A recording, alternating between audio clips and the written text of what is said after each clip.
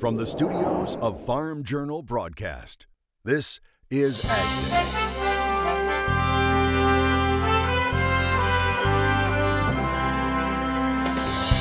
Hail and high winds hammered crops. It's probably the nicest corn we've ever had. Have crop conditions peaked?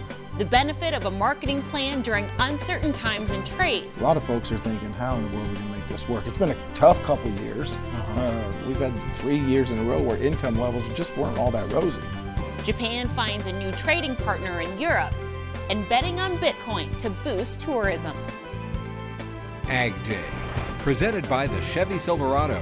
High-strength steel for high-strength dependability. Good morning, I'm Betsy Gibbon in for Clinton Griffiths. While USDA's crop progress report shows some impressive numbers as far as crop condition on a national scale, there are some local disasters in the northern plains and upper Midwest. Powerful storms charged across North Dakota last week, high winds snapped corn at the feet, and hail left its mark on wheat fields. Cliff Naylor reports from Grant County, North Dakota. There's not much there. When Wade Kaplan surveyed what was left of his bumper crops, he could only imagine the losses. It's probably the nicest corn we've ever had. He says by the 4th of July, his corn was chest high, and he was anticipating harvesting at least 120 bushels an acre.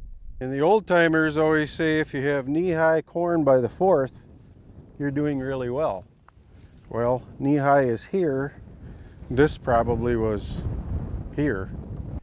The devastating damage done by golf ball size hail and 60-mile-an-hour winds has to be seen to be believed.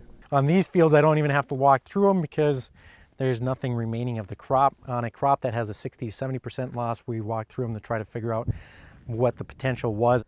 FSA agent Justin Mossett says the severe thunderstorm that caused the destruction leveled approximately 25 to 30,000 acres of wheat and corn. The 36-mile wide swath of damage amounts to total losses of around $4 million. It's not only crops, it's your pasture gets hailed out, it's your hayland gets hailed out. So it's more than even just the crop. Kaplan lost only half of the acres he planted this spring to the thunderstorm.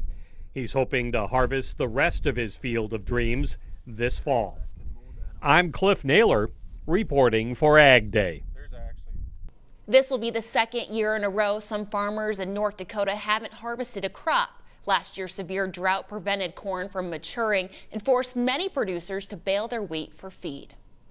USDA releasing the latest crop progress report. The report showing 75% of the corn crop is rated good to excellent. That's a tick lower than the previous week. 71% of the soybean crop is rated good to excellent, unchanged from the prior week. Some crop conditions seeing losses. Sorghum ranked 2 ticks below last week with 51% of the sorghum crop rated good to excellent. With cotton also seeing a loss of 2 points. Now 41% is ranked good to excellent. 63% of the winter wheat has been harvested, a 12% boost from the week prior. While the U.S. tussles over trade on several fronts, namely China, Canada, and Mexico, officials in Japan and the European Union are expected to close a trade deal this week. The deal, the Economic Partnership Agreement, means European exports and goods will increase between 16 and 24%, and European exports of processed foods will be boosted by up to 180%. The European Union approved the deal on Friday. Japanese Prime Minister Shinzo Abe is expected to be in Brussels on Wednesday to sign the deal. Japan, they've said, well, we're reluctant to do a bilateral trade agreement with the United States. My reaction to that is very frustrating in that, well, you just did one with the European Union, so you'll do one with them and not with us? We're going to continue to press Japan on this, and I think it's important for U.S. agriculture that we do that because next year, Japan has a deal with Europe, Japan has a deal with Canada, Japan has a deal with Australia. Those tariffs are going to begin to tilt against us here, and we've got to address that and do something about that. Dowd says securing a bilateral deal with Japan is one of his main priorities. Meanwhile, the Federal Reserve echoing sentiments about a strong economy. The Fed releasing its mid-June minutes saying it will likely continue to raise interest rates, but but gradually. At the same time, the Fed noting the uncertainty associated with trade policy is intensifying, and it's concerning. Congress is back in session this week after time off during the 4th of July holiday. Analysts saying lawmakers have a long list to attend to when it comes to trade, but Farm Bill talks will continue where they left off. Analysts watching now to see if there will be any changes in the work requirements for some SNAP recipients. Those were left out of the Senate's version. The two bills must now be reconciled in conference before heading to the president's desk.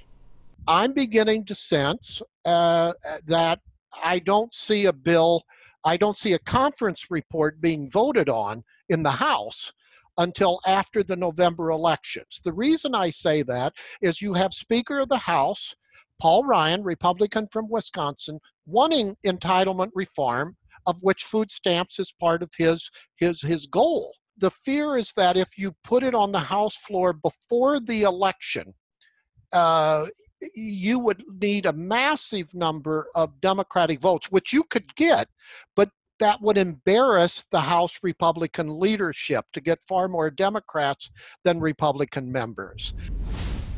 Mike Hoffman joins us with a look at crop comments. Mike?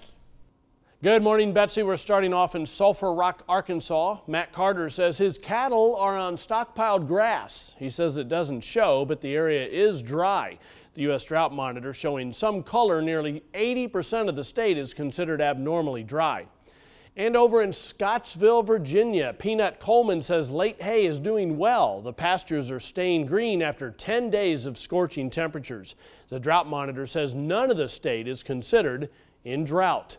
And taking a look at the wind speed forecast, you can see a little bit of wind in the northern plains to start today. Gets a little windy southern and eastern Great Lakes, parts of Montana and other spots in the west. Heading into the day tomorrow, we'll start off a little bit on the windy side across the northern plains. And we have a little bit of bad data coming up here, but don't worry about that. It's also going to stay kind of windy, northern plains, also parts of eastern Colorado, northeastern New Mexico. We'll have your forecast coming up, but first here are some hometown temps. Plan for the unexpected with weather forecast updates. Local forecasts are delivered right to your cell phone each morning, making planning a little bit easier. Just text Weather 6 to 31313 to get started.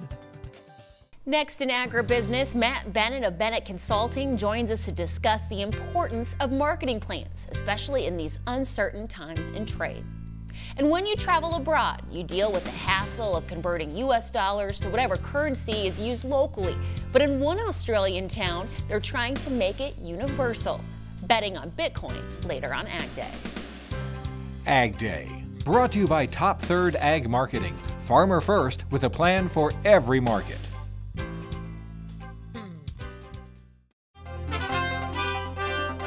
Most markets showing red on Monday. Let's head to the board of the CME in Chicago. Soybeans were on the retreat. The market is taking away all that it gave on Friday. Not completely, but the downtrend is not over yet. It looks like the market's consolidating and could be just grinding lower. We're still a little bit of ways from that November contract to hit the 853 mark, but it's still getting pretty close. And now we're seeing the wild swings, and we're expecting the market to be choppy, certainly like going forward. Today, cattle lower. Cash prices did fall, and the cattle weights are on the rise. We're entering a seasonal slowdown, kind of a downturn in the volume of meat at this time, and normally we would get a little bit of a pullback in the market. The boxed beef prices are also a little bit lower.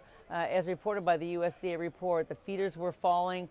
Beef supplies still remain pretty plentiful right now. There has been also some technical selling, so we've got to watch that. Any kind of follow-through selling like that could push it down a whole nother level. That's all from the floor at the CME Group.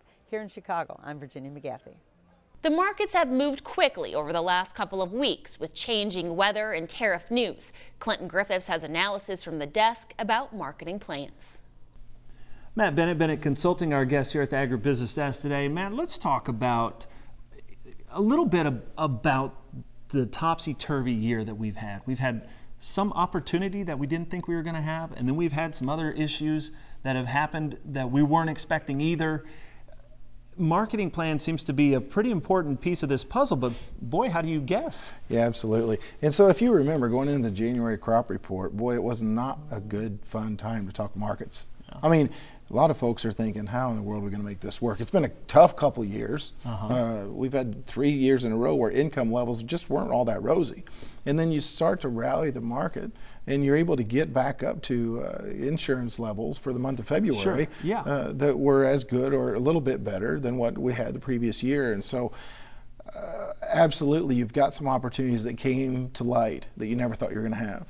And so what we'd said going in is you've got to know what price levels you're going to be happy and go ahead and make sales. Now, is it easy to do? No, because whenever the market rallies, we get bullish. That's what we've always done. Keep going. So the discipline of the game is what is most important. And this market went above and beyond what any of us really thought it was going to do initially. And so it took a lot of discipline to go ahead and make sales. But you know what? After seeing what's happened globally with the tariffs and U.S.-China trade war, by all means, having a marketing plan in place, it helps you sleep better at night, and it certainly helps you be better positioned for the summer weather pattern. Yeah, it does sound like not only do you need to build the marketing plan, but there is some flexibility there that you need to have as things are happening. You have to have flexibility. If a year like 2012 taught us anything, it's you have to be flexible. Yeah, you wanted to sell $5 corn and $5.50 corn, but then all of a sudden when corn's $7.50, you're like, oh no, what did I do? And so a person has to keep some flexibility. You want to make sales at profitable levels, but not overextend yourself in a position that you can't get out of. And so we always encourage flexibility. We want to market based upon our break-even levels, and you know, we want to put a marketing plan together that is going to give us a better chance to live to play another day. Yeah, stay in business, but some peace of mind that you feel like you've made good decisions all along the way. Matt, appreciate it. We'll be back with more Ag Day in just a minute. For advice on the best way to be profitable on your farm, contact Matt at 217-273-1133.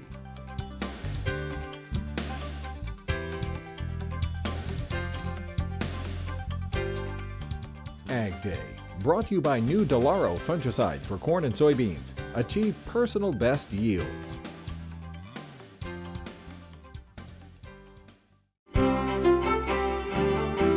Welcome back to Ag Day. I'm here now with meteorologist Mike Hoffman. He's back from a little vacay. Mike, let's talk about the Southwest. It's beginning to be the rainy season.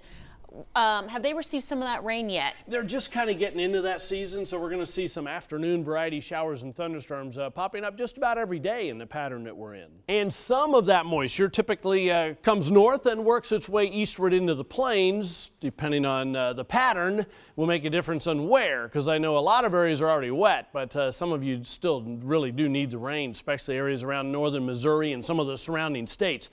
We also have Tropical Storm Chris off the East Coast.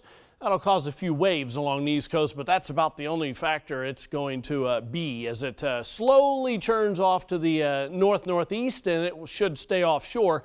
Again, you'll get some wave action along the East Coast, and that's about it. Spotty afternoon thunderstorms also in the southeast. These will be very spotty. Most areas won't get any, and a little bit as we head along that front coming through the southern Great Lakes into Indiana and Ohio. And there's the activity in the desert southwest. Heading into the morning hours tomorrow, you can see the cool front moving toward the Ohio River Valley. There'll be some showers and thunderstorms popping up ahead of that tomorrow afternoon, as well as spotty throughout the southeast. But really, it's the southwest that starts to get into what they call the monsoon season out there. And some of that moisture will be feeding northeastward into the northern Mississippi Valley for some spotty afternoon thunderstorms along that warm front. Precipitation estimate past 24 hours. You can see some amounts East Texas, Louisiana, adding in the next 36 hours. Most of this is hit and miss, obviously, but there's going to be some areas of showers and thunderstorms. Some areas that get wet in the southwest and the southeast and along that cool front, but you can see no widespread heavy rains anywhere across the country. Lots of heat though, 90s from the southeast all the way into eastern Montana. A little more comfortable, Great Lakes into the northeast, highs in the 70s and lower 80s. Heading into tonight, you'll see some 50s and low 60s across the northeast and the Great Lakes, but from the Ohio River south and most of the plains, we're talking lows only in the 70s. High temperatures tomorrow, really more of the same. It does start to cool off again though, eastern Montana into the Dakotas behind that next cool front. There's the jet stream as we start the week. Quick trough coming into the Great Lakes in the northeast. Heat tries to come back, then we see the trough kind of redeveloping This is the pattern we think is going to eventually evolve. Will be more of a trough in the east and the ridge out west as we head through the second half of summer. That's a look across the country. Now let's take a look at some local forecasts. Heading to Fresno, California, partly sunny, hot and humid, high temperature of 102. Mitchell, South Dakota, partly sunny and hot, maybe an afternoon thunderstorm in spots, high 94. And Corbin, Kentucky, partly sunny with a thunderstorm in some areas, high of 88. Next, a big name in the dairy sector says it's time to invest big in plant-based milk and say so long to the currency exchange when you travel abroad.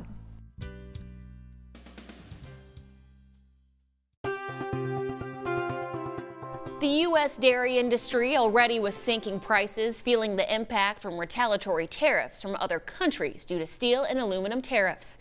Each country releasing a list of items which is now seeing a tariff.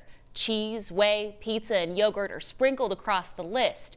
The dairy industry expecting the impact to trickle down throughout the whole dairy economy. Well, Mexico definitely is the highest on the list. I mean, they are 1/4 of our export sales. They are a growing marketplace. They're a marketplace that really likes U.S. products.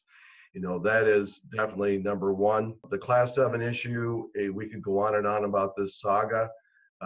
You know, we don't see that there's going to be any, quick resolution to this. This is why NAFTA is where it's at right now. Ag Secretary Sonny Perdue telling reporters last week he's hopeful an updated NAFTA deal can be finished soon. He says work with Mexico is nearly wrapped up. Negotiators plan to move shortly to Canada then to fix lingering trade issues there. Trotter believes locking in an agreement with Mexico first will be beneficial for the dairy industry. There's been talk about having an agreement with Mexico and then negotiating with Canada later. I think a lot of farmers would look at that as a positive. I mean, we need to secure our growth market. We need to do that now. Canada is just a wild card. I mean, they have their own internal struggles. Canada has a Class 7 rule which is blocking some U.S. dairy imports into the country. At a time when embattled dairy farmers are going out of business, the state of New York wants to ensure the land remains in agriculture and is not converted into residential or commercial development. New York Governor Andrew Cuomo announced a $30 million program that would support conservation easement projects on dairy farms. These monies will be used by qualifying farms that wish to transition to a more diversified farm operation or non-dairy agricultural uses. Just like Tyson investing in a plant-based meat company, a major dairy company is buying into the plant-based milk industry. Dean Foods has taken on the majority ownership of Good Karma Foods. Dean's had been a minority owner since May 2017. The plant-based food and beverage company markets flaxseed milk. Dean's CEO says investing in Good Karma is one of the company's major pillars of its strategic plan to buy strong brands. This move follows several months of milk processing plant closings by Dean Foods, which left many dairy farmers without contracts to sell their milk. The convenience of cryptocurrency when traveling abroad, next on AgDay.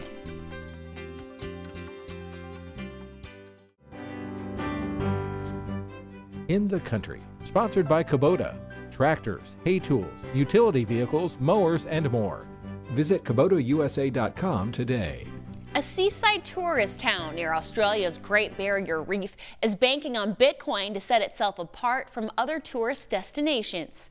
The town is called 1770. With that numeric name, 1770 has dubbed itself Australia's first cryptocurrency-friendly town. Cryptocurrency is a completely digital way of making a payment. It is also referred to sometimes as a digital or virtual currency. More than 30 businesses in the region are now accepting Bitcoin payments in a bid to attract a new breed of visitor. We receive payments from anyone, anywhere around the world without the thought of exchange rates or any risk of chargeback fraud. I thought this was a really great strategic move for us as a town to be able to really capture the world's attention to bring people to the southern Great Barrier Reef. The digital currency has a following in countries like Japan and the U.S. Values have been soaring over the last couple of years. However, they have also been prone to dramatic falls in value. Now the local economies of these tourist towns are banking on loyal investors with Bitcoin to pay them a visit. As far as the town's name, 1770, that was the year British explorer James Cook came ashore the eastern shore of Australia, thought to be the first European contact. That's all the time we have this morning. We're glad you tuned in. For all of us here at AgDay, I'm Betsy Gibbon. Have a great day.